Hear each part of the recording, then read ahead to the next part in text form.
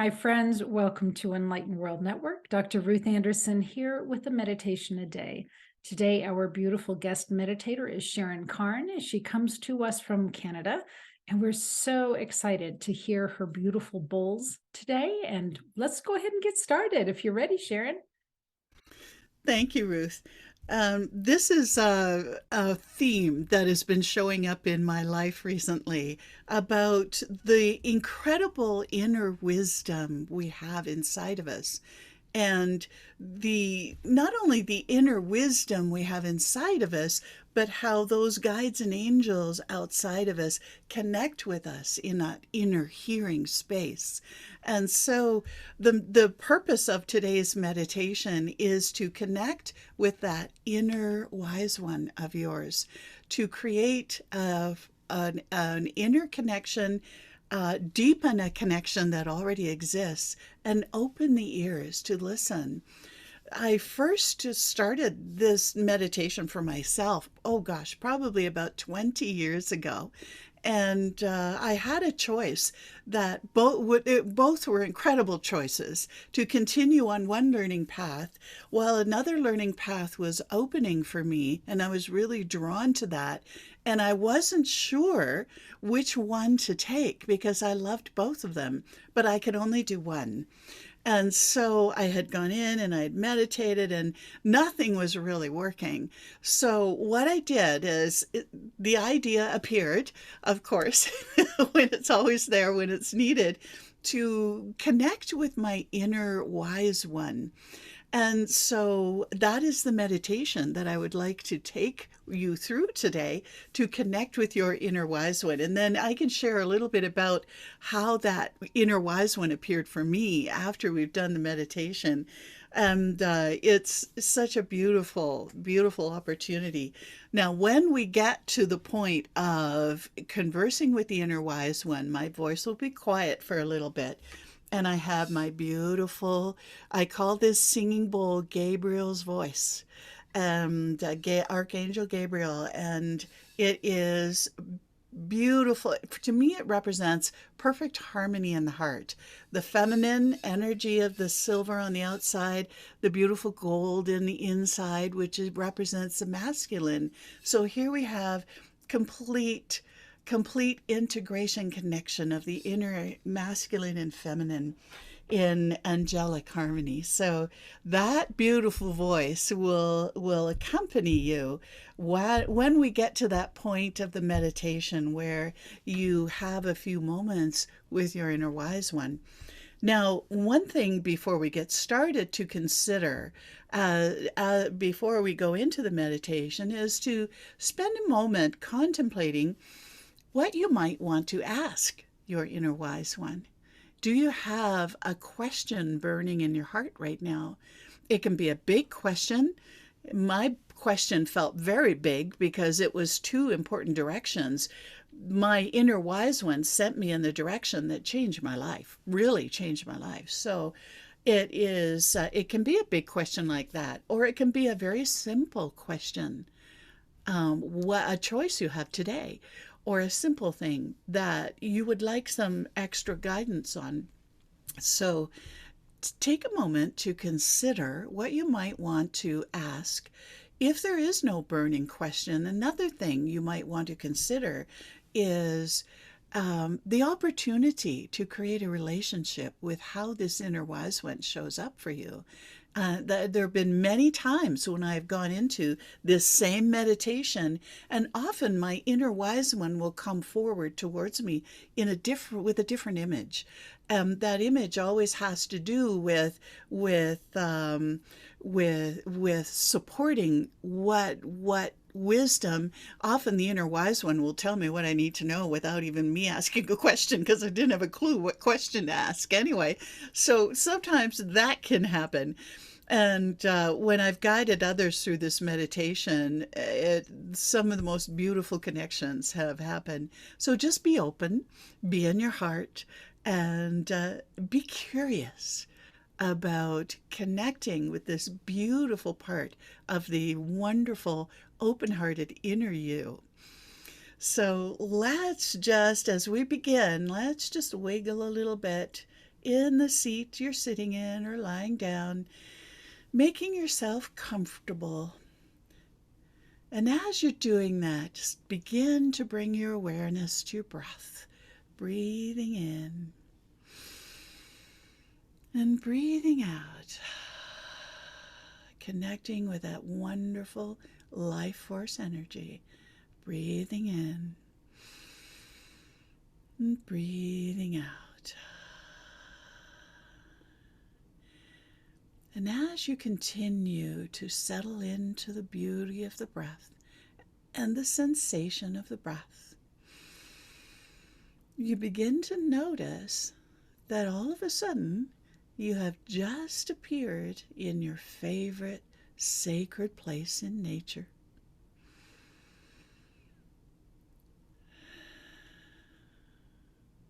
And it may be that this sacred place in nature has the most ancient tree right beside you to lean your back on as you sit there enjoying the wonderful sights, the sounds of the birds, the wind in the trees, the sounds of the water, this wonderful healing energy, breathing it in,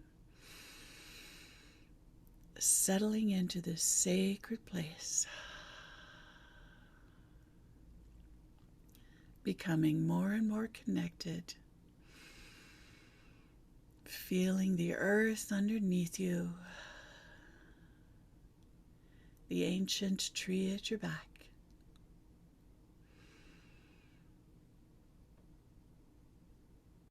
feeling your heart connect with everything around you.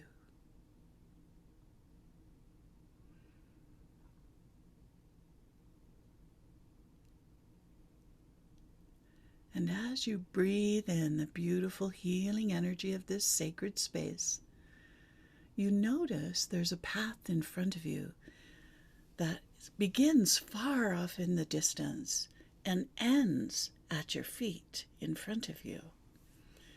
So you look in the distance and you notice there's a figure on that path moving towards you. Your heart has called out to meet your inner wise one and to have your inner wise one come forward towards you on this path. So as you notice the figure becoming closer and closer, you begin to notice more distinct features or energy or colors, sounds, shapes, anything that begins to connect in a visual way, in a tactile way, in a sound way with this inner wise one as it comes closer and closer and closer.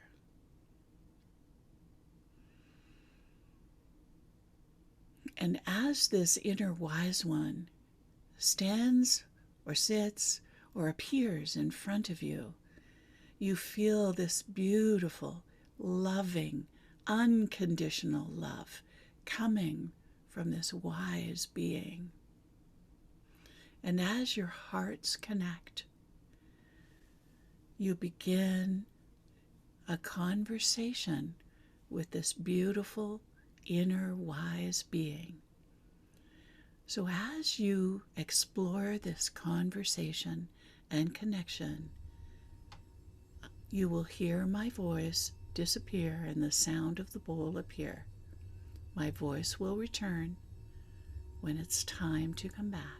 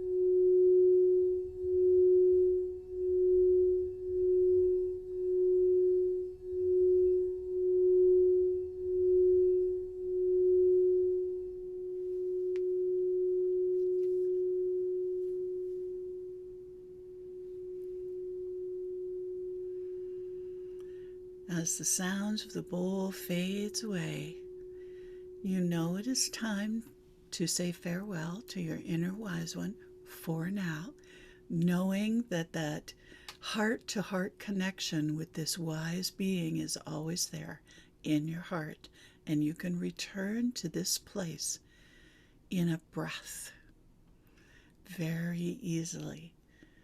So with the next breath and gratitude in your heart for this beautiful inner wise one appearing with you and connecting with you, say farewell for now.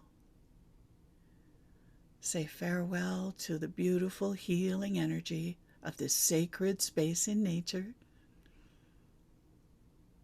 and all the wonderful beings that hold you in their arms, supporting you always. With another big breath, you find yourself transported magically back into the space where we began the meditation, beginning to wiggle fingers and toes with the next breath, stretching your body if it needs that. And then open your eyes when you're ready.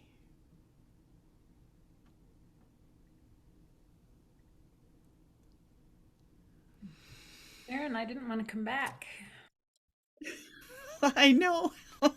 That's fabulous. Thank you so much. I would like to hear when you first experienced this. Oh, my first experience with my inner wise one, it was so fascinating because I had this choice of these two wonderful things, two wonderful learning paths. I could only take one. And so my inner wise one came down the path, and as it got closer, it looked like a mini tornado. I couldn't believe the image. And it was like the Tasmanian devil from the Bugs Bunny cartoons, with the hands and the feet and the teeth flying as it whirled in front of me. And then the tornado grew a little bit and turned into the fairy godmother from Cinderella. You never, it's fascinating how that showed up. And I was sitting on a bench with my back leaned against the ancient tree. The fairy godmother came and sat down beside me, and she said, "You must go to this one." She wagged her finger at me, and with sternness in her eyes, she said, "You must leave this path and you must go to this one." And I thought, wow, okay, I'm glad I asked. It was very short and it was very to the point. She was very strong about recommending I go to this path. And then a while later, when I did the meditation again, it was fascinating, Ruth, because the tornado showed up again, hands, feet, teeth, and all, and then grew very tall and turned into Gandalf. Gandalf-like wizard who came and sat beside me, and that wasn't as dramatic as the fairy godmother. There was a different conversation that time and a different question, but it was so fascinating and so much fun, and I'm so grateful for that connection, that supported decision that really did change my life. Because that decision, what my question was to leave the path I was on and go and study sound healing many years ago. And that I had already been doing a lot of my own research for many years, and the question was to go and study with one of the pioneers. And so it was like, you go, you go. And that was it changed my life. I went home to what my soul work was, is what the result was for me. Well, and it's always fascinating to me how spirit will shift what it looks like. And at one point I asked, "Oh, so why do you look like this now? You didn't look like this last week. Why do you look like this now?" And they said, "Because you couldn't handle this last week." Like, I had evolved so much that I could now see it in maybe its more natural state. So interesting. So fascinating. I saw you. Were you able to get some messages and information, Ruth? Absolutely. So, my very favorite place in the world is Matticat Beach, which is on Nantucket off of Massachusetts. And there's a particular part of the beach that absolutely just calls to my soul. And so that's where I immediately went. And I had seen at one point a previous lifetime there, and I had drowned there. And so when you had, my wise one come to me, the water parted from that place, and she came down the path, like in the ocean, and she had me walk out there with her. And she said, "This is where you drowned before," which was right in line with what I had seen before. And she said, "You are not going to drown here again." She said, and our family is trying to figure out what are we doing in this particular situation. And she said, "You will not drown in this." She said, "Float and know that you are protected." She said, "Watch around you." And she said, "Just watch and learn. Like, I don't have to react right now. Just watch and learn what everybody else is doing." And she said, "Just float and trust." And she said, what they do doesn't matter. Just float and trust. So it was just about just be, let it just happen around you, but just be and trust. So yeah, thank you. It was fabulous. Oh, how fascinating. Thank you for sharing that. How beautiful. Yeah. So, we were talking before we came on about the importance right now in particular of listening and then acting on what you are hearing. So to have her say, "Just float and trust," part of that floating and trusting is listening and trusting. Do you want to talk for a minute, Sharon, about the importance of listening when we hear messages from spirit? Oh, I agree. I so agree right now, Ruth, because we are evolving so quickly right now. And what helps clarify your direction, I know for me, is to listen. And I know earlier in my journey years ago, I would hear the messages and then my ego brain would come in and say, "Well, really? You want me to do that? That doesn't make sense." And so every time I ignored the message, then it just didn't work out. It just didn't work out. And then I learned gradually, because I'm very stubborn, unfortunately, that listening to the messages actually worked out to my benefit and to those around me. And so I learned eventually to trust the messages, Ruth. And I think the people I'm seeing more often are trusting the messages more quickly than I did. It took me a long time to get to that point of moving from doubt to trust, and then knowing. And I guess part of that too was that those messages come from such a beautiful, pure place. And truly believing that you are one with divinity. And so it's not so much an outside voice as your voice, the divine voice that you're listening to. Hmm. Yeah. Yeah, and it can show up like the Tasmania devil for me. That was the image I needed to see because that would never have come from my own personal imagination. It had to be something that came from, whoa, where'd this come from? And then I listened. The very first guide I ever received was a tornado, and it was greenish color. And I said, "What do I call you?" And it said peas, like world peas. So peas was my guide for about 3 or 4 months. So when you said tornado, I thought, yep. Yeah, it sure can stir things up. I love that. Sharon, could you just take a minute, share with us the work that you and your husband are bringing to the world? Oh, my heart is in sound healing and sound therapy and helping people to connect with that inner song in their heart, I guess I love to say. And one of the things we do through sound wellness is help practitioners learn how to bring sound healing and sound therapy into their practice. And so that is a huge heart work for us. And there are many opportunities I'm also given to share with corporations, with businesses, organizations, social groups, all kinds of requests I get to share about sound, whether it's a sound bath, whether it's a talk, or all kinds of things that I'm so deeply grateful for. One of the things that is becoming more well known is that the human body is a resonator for sound. And as we dive deeper into how even our cells communicate, we're finding that our cells communicate more profoundly with sound than they do with light. Light is there, but the sound comes first, and then it kind of brings the light with it.